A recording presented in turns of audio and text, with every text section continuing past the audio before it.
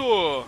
Boa noite, bom dia, boa tarde. Este é o ATBcast número 3. Sejam muito bem-vindos. Estamos de volta após um período conturbado, onde vários integrantes do cast fizeram sucessivas visitas ao pronto-socorro. Mas estamos aqui, estamos vivos. E como de praxe, gostaríamos de agradecer ao pessoal que assinou o canal, que está curtindo nossos vídeos, e também dar um alô especial pro pessoal do Planeta Alternativo Magazine, um blog que está fazendo também a divulgação desse trabalho aqui do cast. Então, galera, nós estamos aqui hoje novamente com o Saulo, beleza, Saulo? Fala aí, gente, tá na paz. E com o Lui Pereira, beleza, Lui? E aí, cara, e aí, galera, bem-vindo a mais um cast.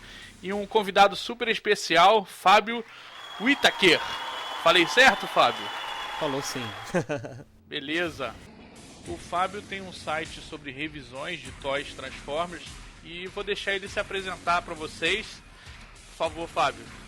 Bom, pra quem não me conhece, sou Fábio Whittaker da Dinastia Transformers. Desde 2007 eu faço uns vídeos de revisão de brinquedos Transformers no YouTube. E também tem o site, posso fazer propaganda aqui, Marlos? Fica à vontade, pode fazer. Pra quem quiser visitar e conhecer melhor o meu trabalho, é dinastiatransformers.net. E ali tem mais de 300 vídeos de coleções de Transformers. E é isso aí, eles me convidaram aqui pra poder falar um pouquinho desse universo incrível. O Lui tem que falar um recadinho aí a respeito da ATB, correto, Lui? Isso aí, galera. É o seguinte, eu não sei se todo mundo já sabe, mas a gente agora tá com o nosso ATB Classificados 2.0. O que é isso? A gente reformulou, escutou aí a galera em algumas questões voltadas para compra, venda e troca de Transformers. E fizemos algumas alterações bacanas que vão ajudar tanto a galera que compra quanto a galera que vende. Então, se você não conhece ainda o nosso grupo, entra lá no facebook.com/atbclassificados, faça o seu avatar, leia as regras e participe da maior comunidade de compra, venda e troca de Transformers. Isso aí. Hoje nós vamos falar da linha de brinquedos. Vamos contar uma história, entendeu? De como é que começou, como é que nasceu esse universo que a gente tanto curte, desde a G1 até o que a gente tem hoje. Eu vou chamar o Fábio, que vai começar desde a época lá da G1, entendeu? Então, por favor, Fábio, é toda sua. Valeu! Então vamos começar. Deixa eu pegar minha colinha aqui pra não me embaralhar. Mas tá, vamos falar dos primórdios, né? Transformers, assim, a gente tá falando sobre a coleção de brinquedos, certo? Os brinquedos em si, eles surgiram lá nos meados dos anos 70, acho que no meio dos anos 70 pro fim. Eles não tinham esse nome de Transformers, eles tinham o nome de Diaclone ou Microman. Bom, vou dar uma portuguesada aqui, né? Diaclone e Microman. Eram duas coleções da Takara. A Takara já existia naquela época. A Takara é uma companhia, uma empresa que vende brinquedos colecionáveis, né? Action figures, japonesa, muito tradicional. E eles que trouxeram assim à existência esses robôs que se transformavam em objetos, veículos, espaçonaves, etc. Então eles já tinham esses brinquedos. E aí a Hasbro, que é a empresa americana, que também já existe há muito tempo no ramo dos brinquedos, foi até o Japão e fez uma proposta de comercializar esses brinquedos japoneses nos Estados Unidos também, e posteriormente em outras partes do mundo, e criar uma grande franquia. E para dar um respaldo, né, nessa franquia, para ela ficar mais forte, eles resolveram fazer um desenho animado, né? Então seria uma coisa associada ao desenho. Então, basicamente, os brinquedos de Transformers vieram antes das séries de Transformers. Então eles não tinham nem o nome de Transformers, não tinham os nomes individuais que a gente conhece, o caminhão vermelho é o Optimus Prime, o Lamborghini vermelho é o Sunstreaker. Inclusive, até as cores deles, antes de serem Transformers, muitos deles tinham cores diferentes do que a gente conhece hoje, né? Assim, das cores tradicionais. Mas enfim, a Hasbro foi, fez essa parceria, trouxe para os Estados Unidos, contratou uma empresa. É engraçado que foi uma empresa de publicidade que eles contrataram para fazer o desenho animado, o primeiro desenho animado, que tinha só o nome de The Transformers, e posteriormente a gente passou a chamar de G1, que se refere a Generation 1, ou seja, a primeira geração de Transformers. E, aliás, se você quiser saber mais sobre essa primeira geração e esse desenho, aí você escuta o ATBcast número 2, tá? Aí sim, aí surgiu a marca Transformers. E eles fizeram o seguinte: eles lançaram uma porção de itens. Eles não ficaram lançando como a gente vê hoje em dia de a primeira wave veio 5 modelos, a próxima veio mais 6 modelos, tal. Não, eles pegaram e eles lançaram vários modelos de uma vez. Então eu não tenho os dados aqui, mas os primeiros catálogos de Transformers, a coleção era enorme, era imensa. É claro que o poder aquisitivo era diferente, a economia era diferente, os valores eram diferentes, então as pessoas tinham normalmente as pessoas tinham condições de comprar, sabe, vários modelos. E eles ficaram rodando com esses modelos por muito tempo. Só que assim, eles não lançaram tudo de uma vez. Eles não colocaram tudo de uma vez. Eles foram lançando. Eles lançaram uma boa parte. Aí quando eles tinham que lançar outra seção, outros tipos de brinquedos, aí eles falaram, bom, agora a gente tem que pôr isso no desenho animado, como é que a gente vai fazer? Aí que veio o filme de 86, que é aquele longa-metragem, que o Optimus Prime morre, e o Rodimus assume a matriz de liderança. Porque teve uma pequena mudança de linguagem. Antes a gente tinha veículos, principalmente meios de transporte, aviões, alguns objetos como o Soundwave, né, que era uma rádio, o Megatron era uma arma. Eram coisas do dia a dia, eram coisas que você conseguia ver na rua, certo? E eles eram muito parecidos com os veículos originais. Então tinha essa preocupação, né, de a gente vai fazer um Lamborghini, beleza, então vamos fazer nas medidas mais parecidas. Alguns antes dos Transformers eles eram inclusive licenciados pelas fábricas, veículos terrestres basicamente. Só que daí eles precisavam lançar formas cybertronianas ou veículos futuristas, que era coisa que ninguém via na rua, era um outro conceito, né? É o caso do Blur, o caso do Cup, o próprio Rodimus, né? Tipo, ele é até baseado no carro real, mas era um negócio assim mais estilizado, futurista. E aí tinha o próprio Galvatron com os seguidores dele, são formas assim alienígenas. Então teve essa mudança no universo Transformers da animação por causa da coleção de brinquedos que eles tinham que continuar lançando. E mais pra frente a série ela vai sofrer várias mudanças, justamente porque eles tinham nesse contrato lançar toda a coleção. E a coleção compreendia isso, tipo, tinha um robô que era uma base militar extraterrestre, tinha um robô que era, acho que nem dá pra descrever bem o que era. Então eles tinham que dar um jeito de encaixar isso nas animações, porque era pra caminhar junto, era uma forma de, justificar, né? Então Transformers, antes de ser Transformers, era só uma coleção muito grande de coisas variadas que não tinha bem um motivo de ser. Era só pra ser brinquedo mesmo, entende?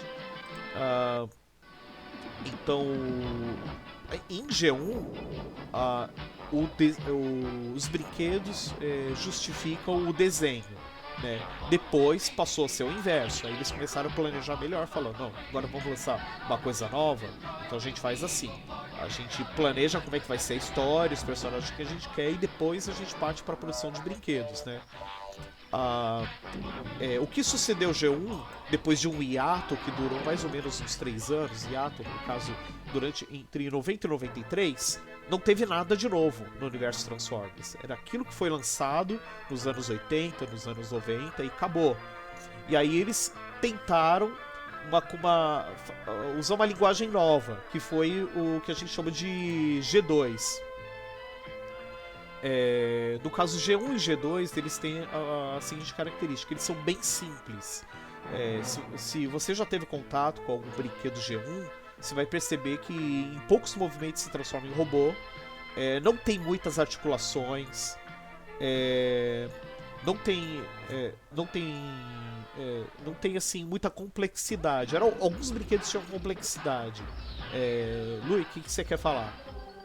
Então, Fábio, é o seguinte, é nessa parte aí que entram também os Combiners.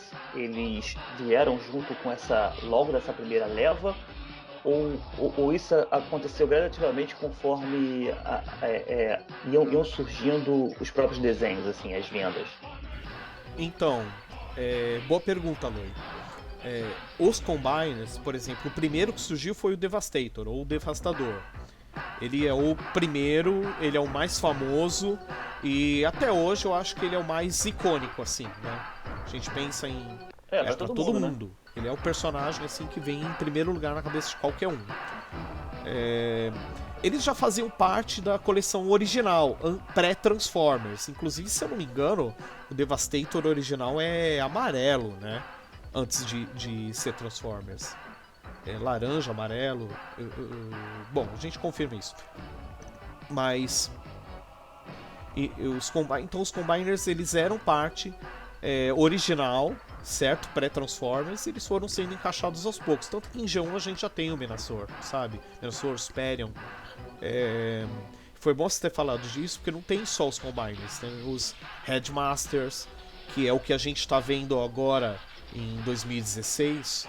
A próxima coleção de Transformers, chamada de Titan Wars, ou Titans Return, na verdade, eles estão mais ou menos seguindo a evolução de Transformers lá dos anos 80. O que veio depois de G1? Veio esses que tem um robozinho que vai virar a cabeça e dependendo do corpo que ele tá, ele controla de um jeito. Então eles estão seguindo mais ou menos assim. Só que isso tudo já existia antes de Transformers. O que a gente está vendo hoje em dia é só uma releitura, claro. Entendi. A Combine Wars, então, que a gente está vendo agora, começou em 2015, ela é uma linha que está revivendo praticamente só esse nicho que era do G1, que é dos Combiners, né? Isso eu achei bem bacana, resgatar isso, né? Que assim, são toys difíceis de fazer, né? Engenharia um pouco complicada. Então eu acho bacana que eles estão fazendo isso, e a gente vai falar um pouquinho lá na frente aqui no nosso cast.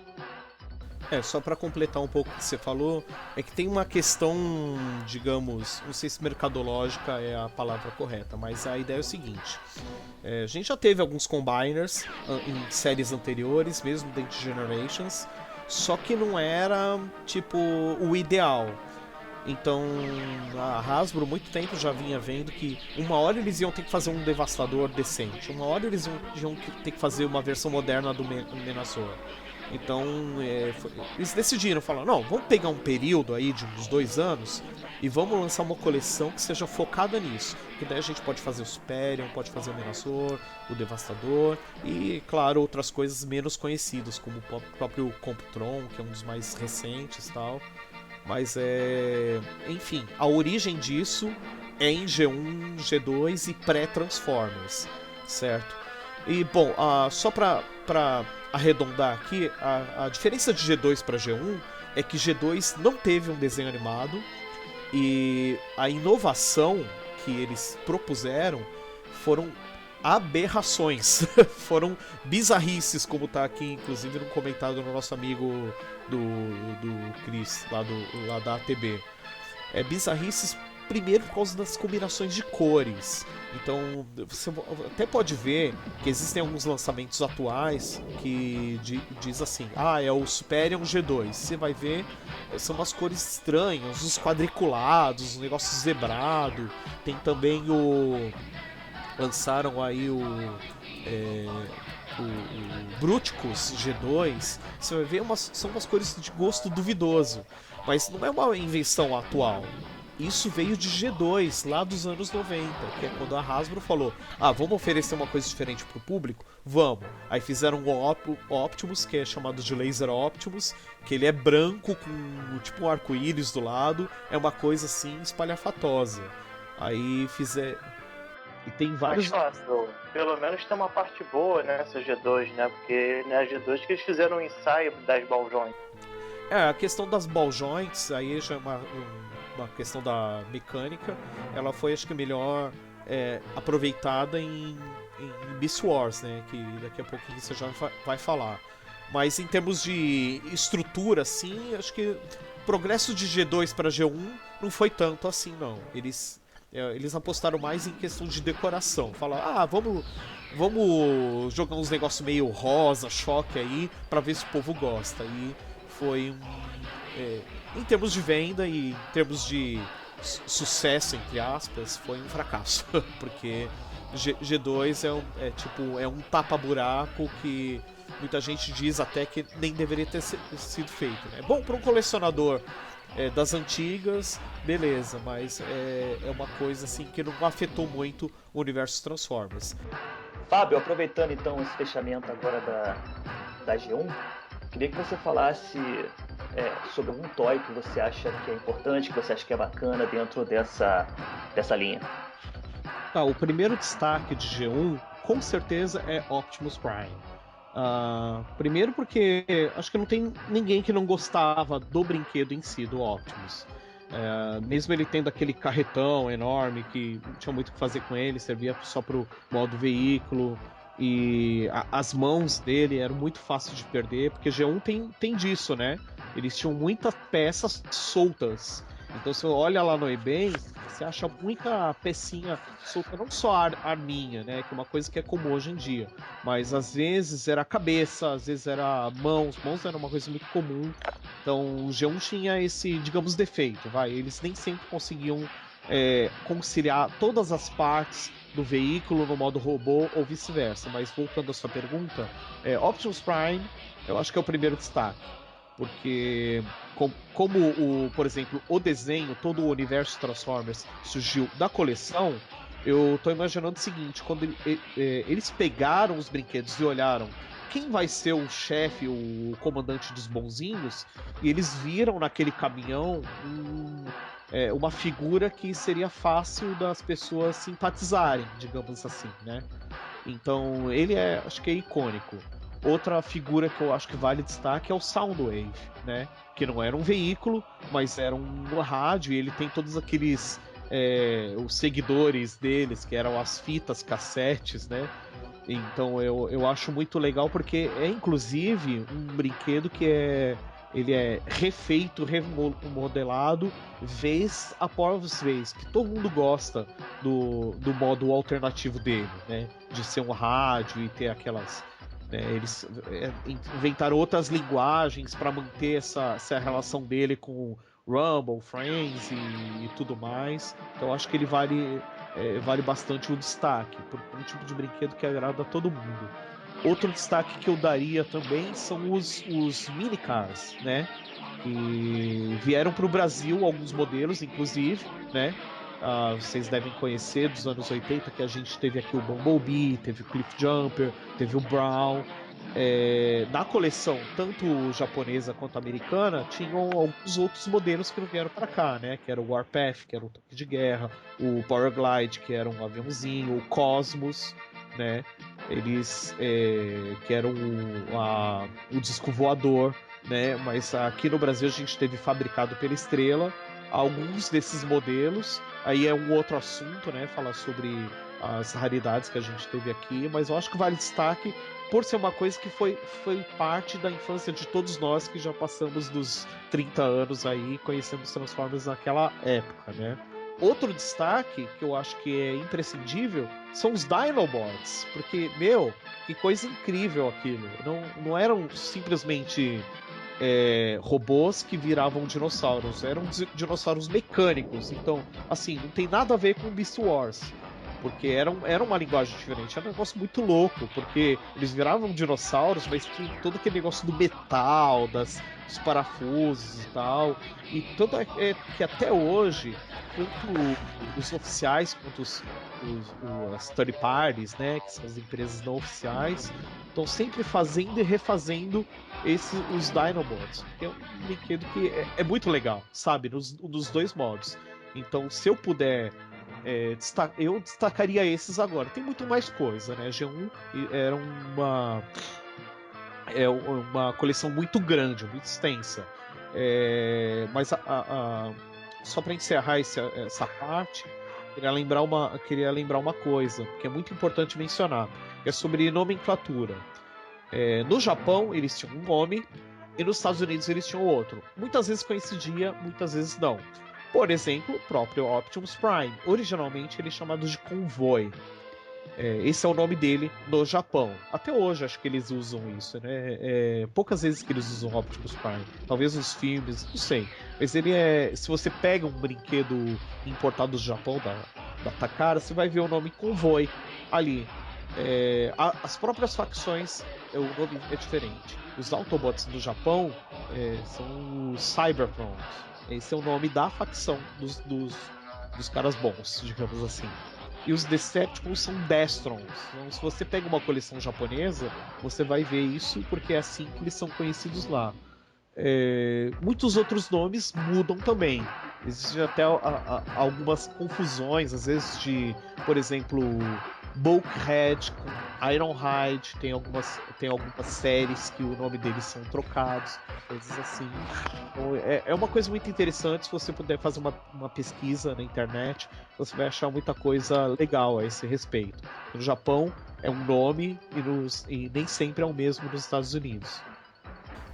Bom, depois de dois, aí sim a gente teve uma revolução, que foram Beast Wars, que é o Saulo, né, que vai falar de Beast Wars. Então, por favor, Saulo, assume aí o microfone.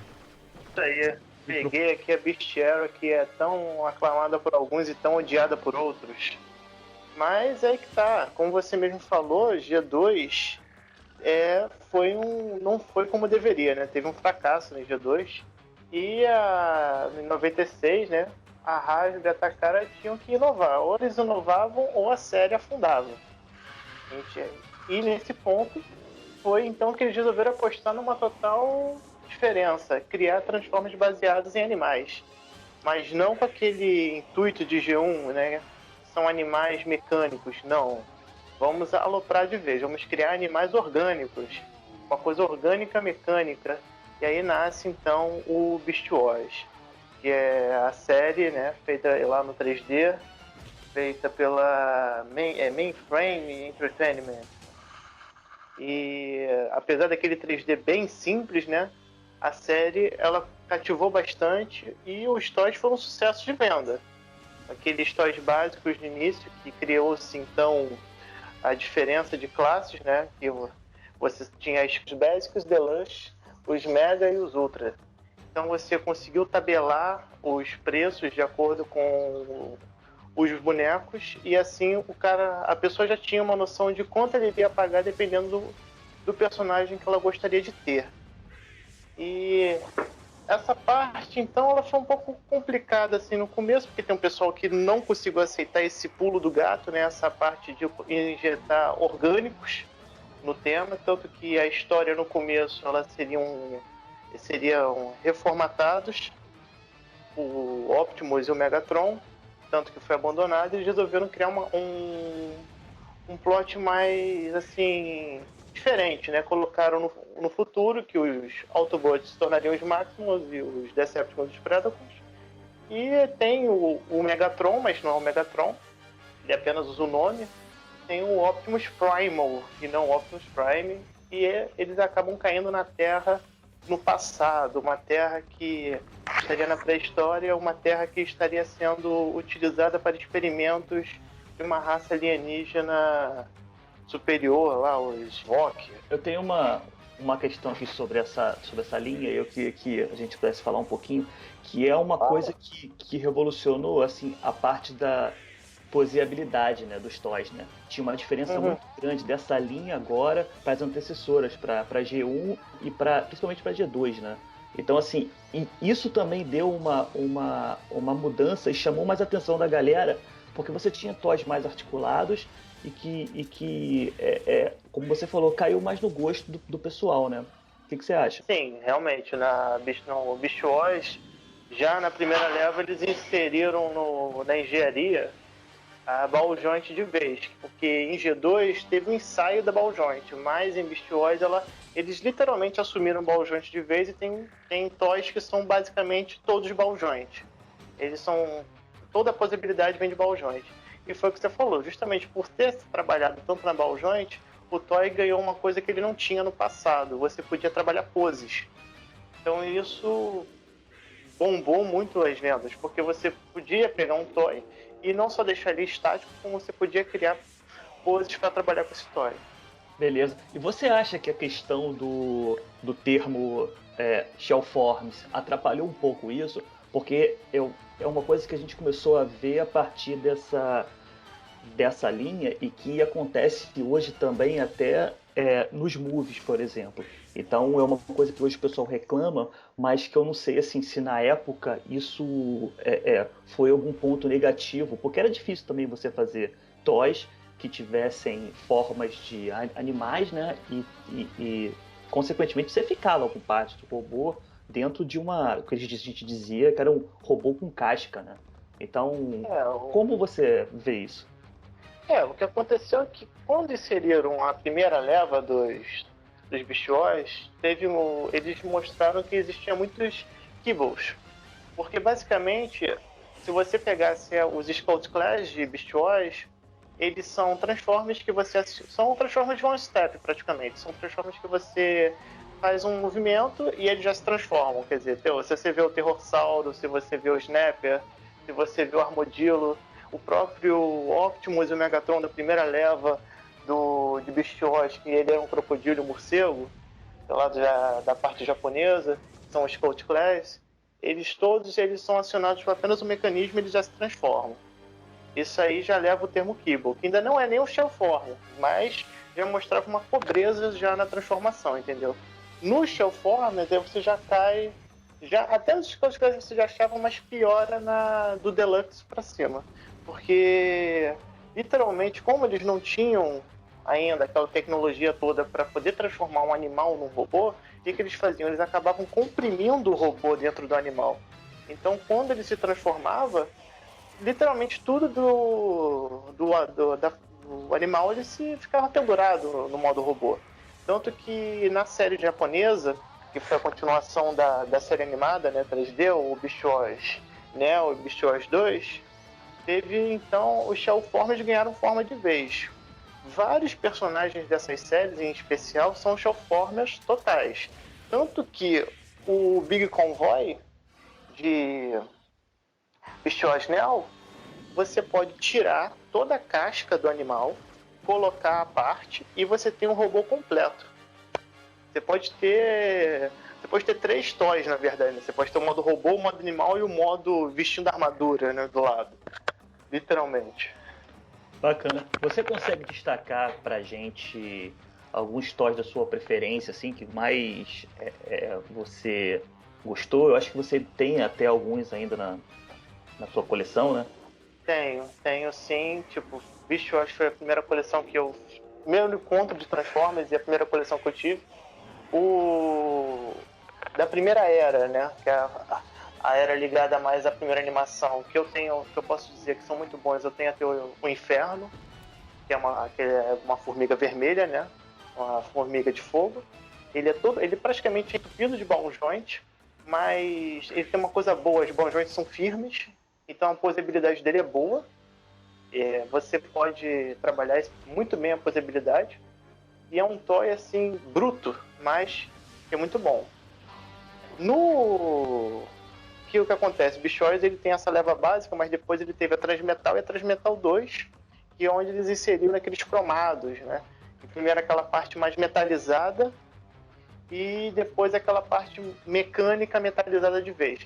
Nessa parte só metalizada, eu dou uma preferência para o Megatron Transmetal, e para metalizada mecânica, literalmente o Megatron Transmetal 2, que é um toy muito bonito, com um vermelho muito bem trabalhado, que é o que eu acho que fica muito bom.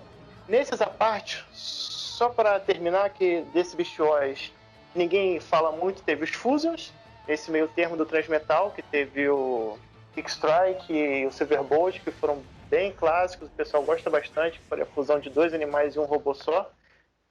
Mas teve uma parte esquecida, que eu vou lembrar aqui, que é o Mutants, que foram toys abandonados da linha dos Animorphs que não deram certo, que são toys que viram de animais para animais. Inicialmente não eram Beast Wars, mas como a linha Animorph não deu certo, foram inseridos na Bestiária.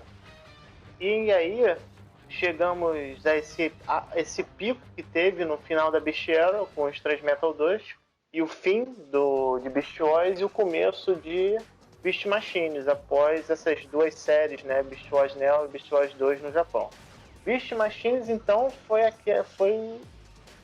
o desfecho assim negativo do ponto da Beast Era, né? Porque o Beast Machines trouxe um conceito de tecno-orgânico, trouxe um visual exótico, trouxe uma história que não agradou a muitos e, por fim, trouxe toys totalmente controversos, porque eles trouxeram aquela visão de animais completamente distorcida, muito translúcido, uma transformação que muitas vezes não parecia transformação, e que acabou culminando num desfecho triste para a Bichuera, mas para conceitos de tecnologia, para inovação, a Bichuera foi extremamente importante para o fandom.